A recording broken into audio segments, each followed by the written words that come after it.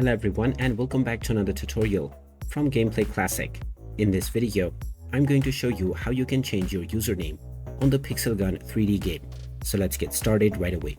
First of all, open up Pixel Gun 3D on your device, and once you are taken into the main menu, in order to change your username, you can click on your account icon at the top left corner.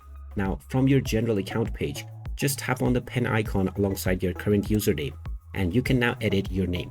After entering your preferred name, press the enter button, and now this will save your changes.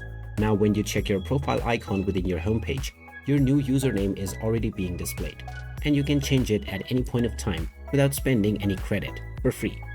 And there you have it. That is how easy it is to change your username on Pixel Gun 3D.